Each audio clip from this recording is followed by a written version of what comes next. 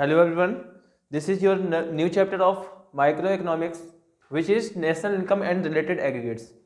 सबसे पहले हम बता दें, इसके पहले आपके दो चैप्टर फुली कंप्लीटेड और ऑलरेडी अपलोडेड हो चुके हैं। जिसने पहले वो चैप्टर नहीं देखे तो एक बार ज़रा उनको चैप्टर को देखिए ताकि आपको नेशनल इनकम से संबंधित जो भी चीज़ें हैं उसके रिलेटेड एग्रीगेट्स हैं उसको आप बहुत ही सिंपलेस्ट वे में समझ सकें। और भाई एक चीज़ और आपको बताना चाहता हूँ कि आपको इस टॉपिक को आज इतना बेहतरीन सेशन करने वाले हैं। आप लोग एक काम करिए यार, आप लोग मैं साइड में हो जाता हूं तो आप लोग इसका स्क्रीनशॉट लेकर के साथ ही साथ नोट्स भी बनाते चलिए। मैं गारंटी करता हूं कि इससे आसान नोट्स आपको मुझे नहीं लगता कि मैं या कहीं और आपको मिल सकते हैं, क्योंकि मैंने एक एक डेफिनेशन को बहुत ही सिंपलेस्ट फॉर्म में रिप्रेजेंट करने की कोशिश करी है। और इसमें देखते हैं, चलिए समझते हैं पहले क्या होता है। चलिए सबसे पहले हम समझते हैं नेशनल इनकम क्या है। तो national income it is the total factor income of the country which is earn by the all residents of a country. यानी राष्ट्रीय आय की बात करें तो राष्ट्रीय आय देश की वह इनकम है जिसको हमारे देश के जो रहने वाले लोग होते हैं या यहाँ के जो रेसिडेंशियल लोग होते हैं उनके द्वारा अर्न करी जाती है। तो क्या इसको कैसे कैलकुलेट करते हैं? हमने कहा कि इसको कैलकुलेट करने का अच्छा तरीका है, तीन तरीके हैं, एक नहीं दो नहीं तीन तरीके हैं। बट आपको इससे पहले नेशनल इनकम को कैलकुलेट करने से पहले आपको उसके कुछ बेसिक कॉन्सेप्ट्स होते हैं उनको समझना पड़ेगा। बोले सर बेसिक कॉन्सेप्ट्स क्या होते हैं? हमने कहा पहले सबसे पहले आप बेसिक कॉन्सेप्ट में एक गुड्स को समझिए। आप जानते हैं कि जो नेशनल इनकम होती है वो फैक्टर गुड्स पे मिलती है। यानी गुड्स क्या होता है, वो चीज़ें क्या होती हैं। तो पहली बात, हम गुड्स को कई प्रकार के गुड्स होते हैं, आपने देखा होगा सुना होगा, लेकिन आज हम यहाँ पढ़ेंगे भी। क्लासिफिकेशन ऑफ गुड्स में आप गुड्स को हम दो प्रकार से डिफाइन करते हैं। सबसे पहले है एक इंटरमीडिएट गुड्स, दूसरा है फाइनल गुड्स। अब इंटरमीडिएट गुड्स क्या होते हैं, फाइनल गुड्स क्या होते हैं, सिंपल समझ लीजिए कि intermediate goods are those goods, यानी उन गुड्स को बोलते हैं जो हम किसी अनदर गुड्स को प्रोड्यूस करने के लिए क्या करते हैं, यूज करते हैं। इसकी डेफिनेशन पढ़ते हैं फटाफट। These are those goods and services which are purchased by one production unit from other production unit। इसका कहने का मतलब है कि इंटरमीडिएट गुड्स को वो गुड्स होते हैं जिसको एक प्रोडक्शन यूनिट के द्वारा, यानी एक प्रोडक्शन, जैसे मैं सपोज ब्रेड का प्रोडक्शन कर रहा हूँ तो मेरे लिए ब्रेड की प्रोडक्शन करने के लिए व्हीट का फ्लोर चाहिए होगा, आटा चाहिए होगा।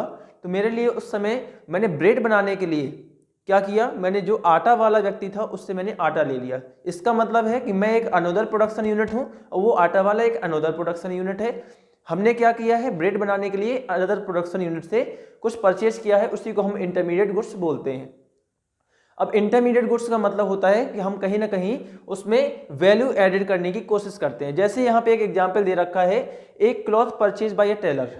एक टेलर होता है, उसके द्वारा एक कपड़ा लिया गया है, वह उसको उससे कपड़ा बनाएगा और कपड़ा बना करके एक फाइनल गुड्स के रूप में बेच देगा। तो यहाँ पे अगर कपड़ा लिया गया टेलर के द्वारा है तो वह क्या है, एक इंटरमीडिएट गुड्स कहलाएंगे। जैसे कि एक car purchase by a dealer और फॉर रीसेल, एक कार को परचेज किया गया है डीलर के द्वारा रीसेल करने के लिए। अब आपको मैं कार की डिफरेंट एग्जाम्पल दूंगा, लेकिन पहले आपको समझना होगा कि यहाँ पे डीलर जो है ना उसने कार परचेज तो करी है, लेकिन वो इसको इंटरमीडिएट गुड्स इसलिए बता रहे हैं क्योंकि अभी उसको वो डेकोरेट करेगा, कहीं ना कहीं उसमें वैल्यू ऐड करेगा और वैल्यू ऐड करके उसको सेल करेगा। तो कहीं ना कहीं इस कार के कई एग्जाम्पल हो सकते हैं, लेकिन डिपेंड ये करता है कि आप उस कार को किस प्रकार से देखते हो। चलिए इंटरमीडिएट गुड्स आपको कुछ हद तक समझ में आया होगा, लेकिन हम निश्चित तौर पर आगे बढ़ते हैं। अब आपको बताते हैं फाइनल गुड्स क्या होते हैं। हमने कहा फाइनल गुड्स वो गुड्स होते हैं जिसको हम लोग फाइनली यूज करते हैं। अब यूज करते हैं इसका मतलब उस गुड्स को प्रॉपर, उस गुड्स को रीसेल तो नहीं किया जाने वाला, यानी वो है उसको बेचेंगे नहीं। हो सकता है उसको दो प्रकार से यूज कर सकते हैं। पहला है कि जिसको हमने फाइनल गुड्स को कंज्यूमर गुड्स और कैपिटल गुड्स दो प्रकार से यहाँ पे डिफाइन कर रखा है। आपको कंज्यूमर गुड्स के रूप में देखेंगे कि कंज्यूमर गुड्स किसको बोलते हैं। हमने यहाँ पे इसकी भी एक डेफिनेशन लिखी है, these are those goods which satisfy wants of consumer for satisfaction of their want. यानी कंज्यूमर गुड्स को इस प्रकार से डिफाइन कर रखा है जो किसी इंडिविजुअल की डायरेक्ट सेटिस्फैक्शन को सेटिस्फाई करती है। यानी मुझे जो मेरी नीड है उसको डायरेक्ट सेटिस्फाई कर दे और उसको मैं कंज्यूम करने का एक प्रोसेस करता हूँ। उसके तहत अगर कोई गुड्स मैंने खरीदी है तो उसको हम लोग क्या बोलते हैं, कंज्यूमर गुड्स बोलते हैं।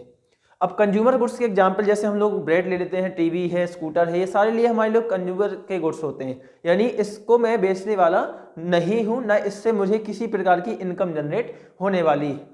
मैं इसको खुद यूज करूंगा, मैं इससे किसी प्रकार की कमाई नहीं करूंगा। अगर इस प्रकार की गुड्स है तो वही आपकी कंज्यूमर गुड्स हो जाती है। अब आप बात करते हैं फाइनल गुड्स के। एक कंज्यूमर गुड्स था, दूसरा है कैपिटल गुड्स। अच्छा, कैपिटल गुड्स क्या होते हैं? हमने कहा एक मशीन थी, ठीक है, मान लो एक कार थी, मैंने कार को ले ली। अब कार को मैं दो प्रकार से यूज कर सकता हूँ। अगर मैं खुद के पर्सनल यूज के लिए जा रहा हूँ, मैं अपनी घर पे जाता हूँ, मैं अपने गांव जाता हूँ, या मैं अपने रिलेटिव्स के यहाँ जाता हूँ, तो अगर मैं उस कार से जाता हूँ, मैं खुद के लिए यूज करता हूँ, तो मेरे लिए वह एक कंज्यूमर गुड्स है। लेकिन वही कार मेरे लिए कैपिटल गुड्स तब बन जाएगी जब मैं उस कार पे लोकल में कुछ टैक्सी के रूप में इसको इस्तेमाल करूंगा। यानी किसी को अगर मैं उसकी सेवाएं देने लगूं, उससे मैं पैसा अर्न करने लगूं, तो वही कार मेरे लिए कैपिटल गुड्स बन जाएगी। अब इस कैपिटल गुड्स की डेफिनेशन क्या दे रखी है?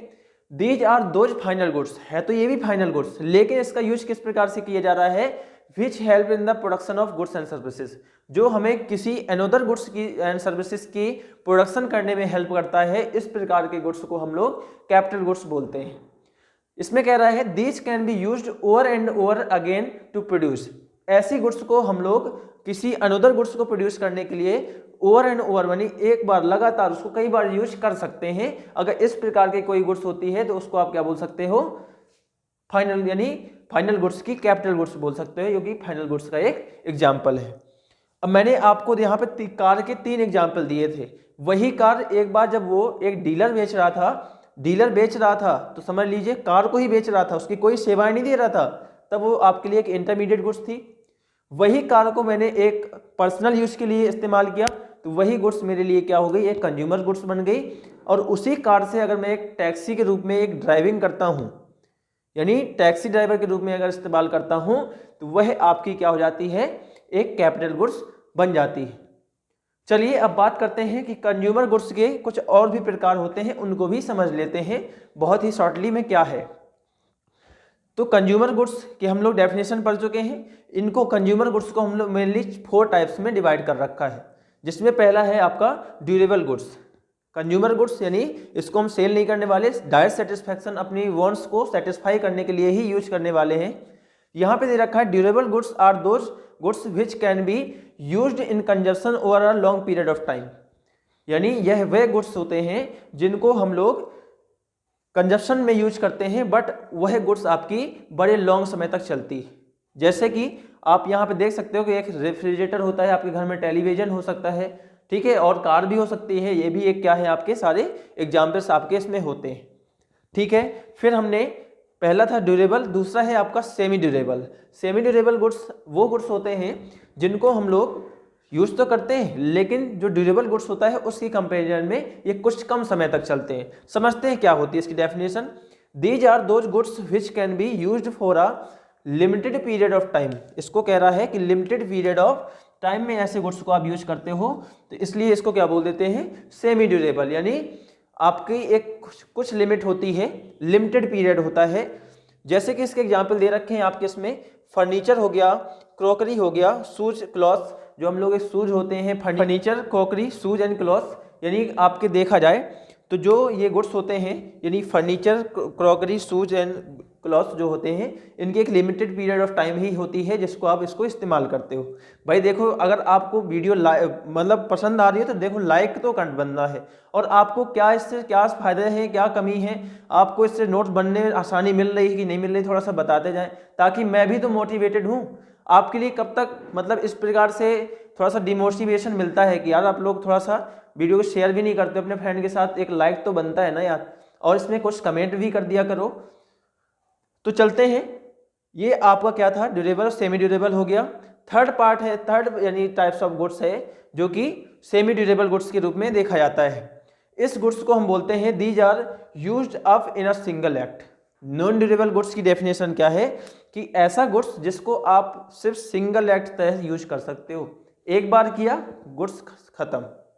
जैसे कि हम लोग खाना में सब्जियां खाते हैं, ठीक है, घी खाते हैं, मिल्क होता है, ब्रेड होती है, एक बार खाया क्या दोबारा उसको नहीं भाई रहने दो। तो नॉन ड्यूरेबल गुड्स में आपको समझना है कि जो गुड्स को हम लोग सिंगल एक्ट ऑफ कंजप्शन की तरह यूज करते हैं या वन मोमेंट यूज ओनली, जिसका एक बार ही क्षण आता है यूज करने का, ऐसी गुड्स को हम लोग क्या बोलते हैं, नॉन ड्यूरेबल गुड्स। फिर समझते हैं फोर्थ नंबर का पॉइंट है सर्विसेज।